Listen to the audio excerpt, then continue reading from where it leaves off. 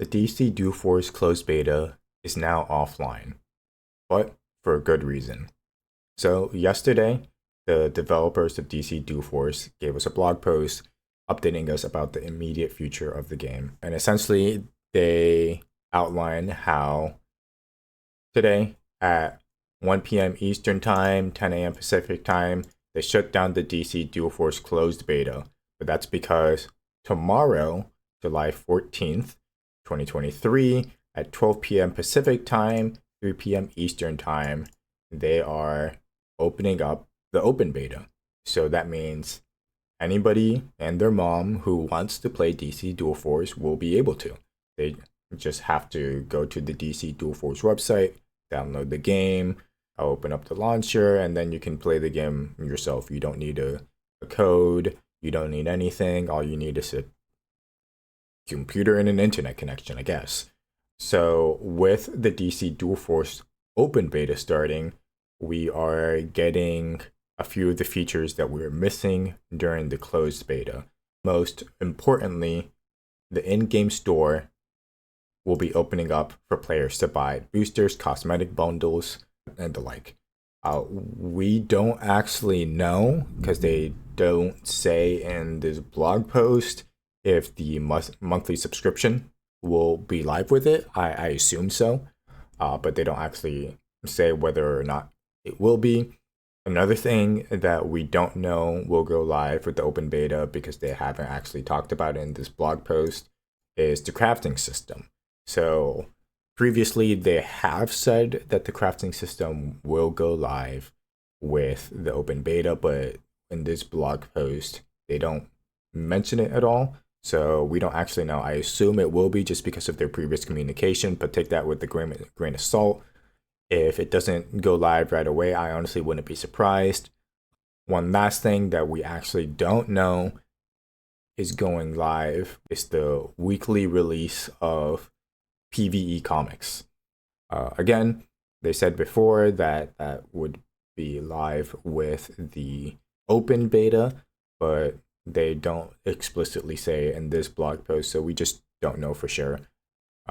And again, I wouldn't be surprised either way. But either way, that is something that will be coming soon, if not immediately. But the news about the open beta isn't the only thing that we got yesterday. We actually got a second blog post. This one is Designer's Quarter about beta balance.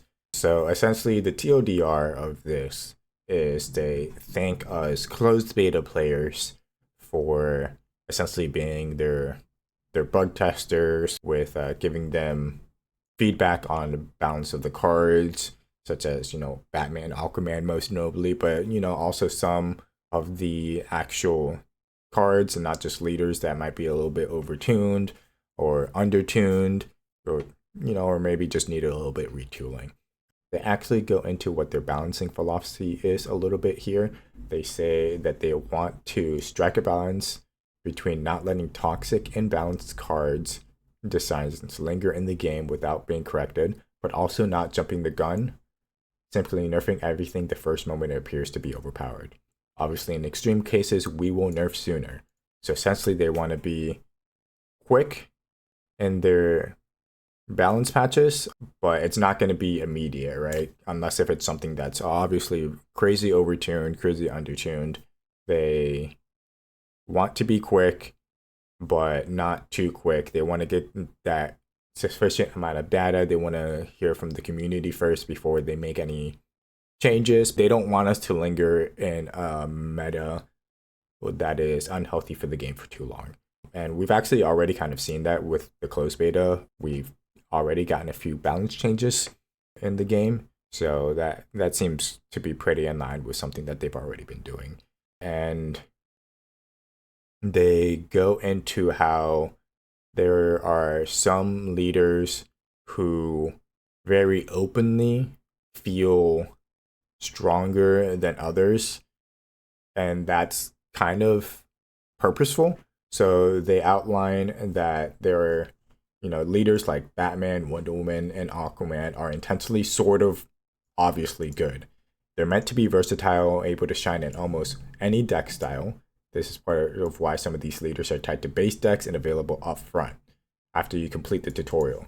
They're meant to be strategically easy to construct effective decks around, in addition to not requiring a massive collection to get tons of value out of. There are some leaders that need a little bit more theory crafting, a little bit more work to get their full potential out there, unlike leaders who are very obviously good, like, Batman, Aquaman, Wonder Woman, as the developers outlined here. Leaders like Shazam, Batgirl, Cyborg, leaders that aren't very obviously like, oh, I press my leader ability and I have an immediate huge impact on the game board. And they say that these leader designs are purposeful too. They say here, meanwhile, leaders like Black Adam, Cyborg, or Batgirl are both more head scratching and a little less forgiving on budget collections. While there are enough deploy recruits floating around that it's not too hard to get Batgirl to do her thing, to reach her full potential, she really needs you to scoop up some percentage of some very specific cards, whereas Wonder Woman kicks ass pretty much with whatever you're doing. So, again, like, this is something that I have already been talking about, maybe not, in my YouTube videos or much in my streams, but if you watch a lot of DC Dual Force streams, and other people's streams a lot of the time, just because I like watching the game, I love playing the game, and in other people's streams, I've echoed the sentiment that just because Batman, Aquaman, Wonder Woman are very obviously strong heroes, that doesn't mean that they are necessarily the best leaders to run in every single given situation. Just because the game is so new, we haven't really had the time to find out what the perfect decks for leaders like Batgirl or Shazam are. And maybe once we find out what the perfect decks are for those leaders, maybe they will eventually outshine the more all-round type leaders like the big three that we saw dominate the meta for the closed beta. So I like their communication here where they're saying, hey, we don't necessarily think that these leaders are significantly worse than the big three. It's just, some of these leaders are a little bit more complex by nature. So it's just going to take a little bit more time for the player base to be able to find decks that allow them to pop off. And I like that. I like that we have some leaders that are very straightforward and some leaders that are a bit more obtuse. Later on in this blog post, they actually have a list of cards which will be changed for the open beta.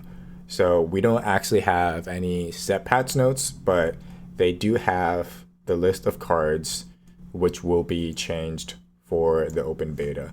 So it's going to be Atrocitus, Batarang, Batmobile, Booster Gold, Chase Salon, Double Time, Freddie Freedman, Hal Jordan, Leader, Konkinen, Madame Xanadu, Miss Martian, Pedro Peña, Sea Creature changes. So I think this is just all the sea creatures that Aquaman can summon or you could get from Throne of Atlantis. So Great White Shark, Humpback Whale, Storm the Seahorse, and Squid. Actually, that's not all the fishes, because we're missing the giant anglerfish. Are there any other fishes that aren't listed here? I think it's just the giant anglerfish. That's interesting if giant anglerfish is the only one that they're not changing. Either way, we move on. The Shazam leader, Solstice, Supersonic Sucker Punch, the Cheetah, Upgraded Batarang, and Utility Belt. So as you can tell, or probably tell, I'd be very surprised if all of these are nerfs. Because obviously cards like the sea creatures, Batarang, stuff like that, freaking upgraded Batarang, obviously some of those needed tuning down because Batarang is just almost always the best option when you're looking for gadgets. Upgraded Batarang even more so. freaking the sea creatures are just crazy good, especially Storm the Seahorse. But on the other end of the spectrum, there's the Shazam leader, which a lot of people are saying that is just undertuned compared to a lot of the other leaders in the game. And there's also Hal Jordan, where in and of himself, he seems like he would be pretty decent, but he actually in practice ends up being a little bit underwhelming. But then there are also other cards that might not be necessarily a buff or a nerf or a little bit more of a retuning.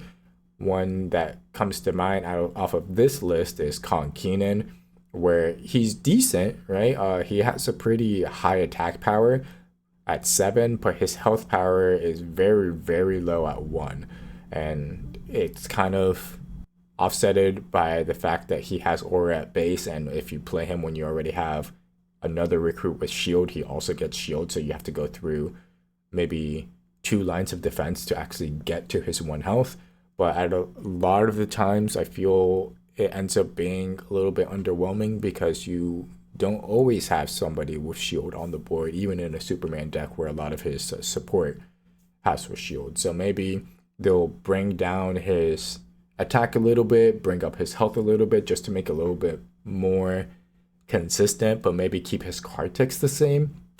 But yeah, that's just to say it doesn't look like all of these cards are just going to be getting straight up buffs and straight up nerfs. Some of these might just be a little bit of a retooling, maybe a little bit of a lateral change to make them a little bit more viable or in a little bit more of a healthy state in the meta.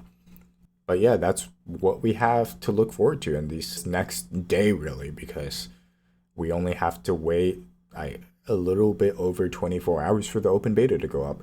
While it sucks that we can't play the beta right now, they had to shut down the game, so not only they could get ready for the open beta, it was so they could open up the shop, so they could reset all of our collections, do what they need to do. So it's a necessary evil, but once the game does come back up, it's going to be so much better for the entire DC Dual Force player base, because there won't be a section of the community that's locked behind only being able to experience the game through streamers.